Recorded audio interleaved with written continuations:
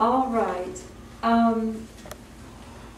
We have been working during the month of May on just a little bit of review of some basic principles. Have y'all been enjoying it? Little reminders of how we could do things differently. And I loved Patrick's reminding us of so many of the laws last week. That was fabulous. Thank you. We needed that, Mr. Avent. Did you all enjoy it? Yes. It's on YouTube if you missed it. All right. So, asking the right question. Today I wanted to remind us of the law of correspondence, so I brought it so I could read it for you. The law of correspondence. Every desire or question and its answer or result are made up of the same substance and are therefore simultaneously available. Everybody take a breath. The question and the answer are made of the same substance and are therefore simultaneous. It is realizing with complete certainty that answers and questions occupy the same space. And the key word is, it's here. How simple is that? Pretty cool law, huh? The law of correspondence, asking the right question. All right. Most of us are quite skilled at questions, aren't we? So I want to talk with us a little bit about how we pose our questions to the universe. You may not be aware of this, but oftentimes when you pose a question to someone else or to the universe, you're actually posing it in such a way that the answer is contained in your question. Do you know what I'm saying? So here's an example. I know you don't want to do this for me, but what are you expecting? You're expecting a no, and likely you'll get a veiled no. I know you don't want to, but, and the person will say, well, no, that's not necessarily true, but I can't. Or how about this? I've been really, really thinking about this for a really long time, and I want to get your opinion. Now, what do I want from you? Validation. I want you to agree with me. Yeah. So I'm telling you what to tell me in my posing of my question to you. Or we could do what Cindy always does. So I might need help next week. And so how I pose the question is, hey, what are you doing next week? And the reason I do that is because if you tell me you're doing something, then I will not ask you for help. I choose for you. Do you see? I'm choosing for you. Instead of coming straight out and saying, I need help next week, this is what I need, would you be available? And therefore you can go through your own agenda and you can say yes or no. You see? How often do we pose questions of one another in a very calculated way? So if we're doing that with each other, how are we doing that with God? Same way, probably. So what we need to do, they've asked us to think of this: ask and expect. Do not ask and answer.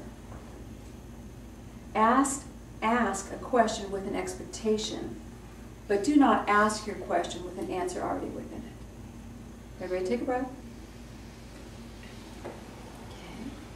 Number 2, what you focus on expands. Patrick talked about this last week fabulously, I might add. What you focus on expands, a principle. As you direct energy to anything, it increases in your world. Everybody understand? All right.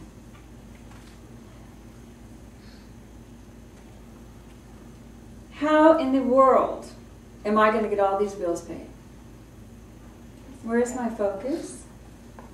Jay did say that. How in the world am I going to get all these bills paid? Where's my focus? Bills. Yeah. How in the world am I going to lose this weight? How, or we could shift the focus just a little bit. How am I going to become debt-free? Now where's my focus? How am I going to experience the absolute wonderful energy of knowing that the universe supplies my every need? Now where's my focus? It's on the flow. I want to know what it feels like to be absolutely so prosperous that I take no thought. Now where's my focus? Income. Do you see we're dealing with the same issue? One question that we ask of ourselves takes us to the issue increasing. Another question opens us up to the flow of the universe. Same issue there.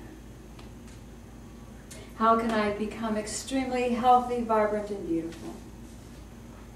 Different question. Now I'm not battling something. I'm expecting something. Got it?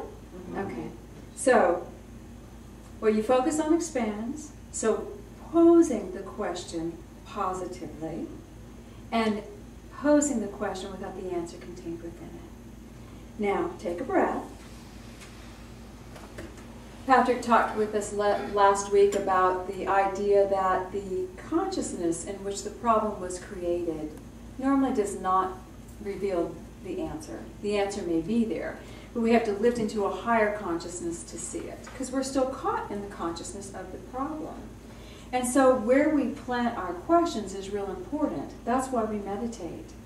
We teach in our Meditation 1 class, if you're seeking to get an answer, you go in with questions, don't you, in your meditation? We teach, write the question down, maybe Meditation 2, I forgot which class it is. Write the question down on a piece of paper, put the piece of paper down, and do your meditation. Don't hunt through the ethers for the answer to your question. Because if you do that, you're at the same level of consciousness as when you wrote the question down. Write the question down and lift up. And we're lifting into a higher frame of reference, not searching for our answer, but searching to lift. And the law of correspondence, there will be an answer to your question. And now you've planted that question in a new level of consciousness, so you can see the answer when it comes. This is very simple stuff, and I know you do it all the time, right? All right. Okay. So, I wanted to share with you a little bit of a parable that Jesus shares with his disciples. One of them had asked about prayer, and he shared with Lazarus how he taught the disciples to pray. So he gives them the Lord's Prayer, which you're all familiar with. And then he says, the answer to your prayer may not appear in the fullness in a little time. That's complicated language. The answer to your prayer may not appear in fullness in a little time. That means you may not get an instant answer. That's what it means. But be not discouraged. Pray again and then again, for God will hear. And then he spoke a parable. A housewife was alone at night, and some guests arrived, and they were hungry, having had no food all day. The housewife had no bread, so at midnight she went forth and called a friend and said, loan me 3 loaves of bread, for guests have come, and I have nothing to feed them. And the friend said, you're waking me up at midnight? My children are in bed with me. They had family beds. I cannot rise to get you bread. Tomorrow you can be supplied. And the housewife said again and again. And because she pled and would not be refused, the friend arose and gave her bread. And then he said, behold, I say to you, ask firmly, and you shall receive. Seek trustingly, and ye shall find. Knock earnestly, and the door shall be opened. That scripture is very familiar to most of us. Ask, seek, and knock. But in the context, he's really talking about prayer. Go to Spirit. Ask. Go to Spirit again. Seek. Be diligent in your relationship with Spirit in your petition. And, you know, in metaphysics, we explore, why does he have to ask so many times? If the answer and the question are the same substance, why does she have to keep petitioning?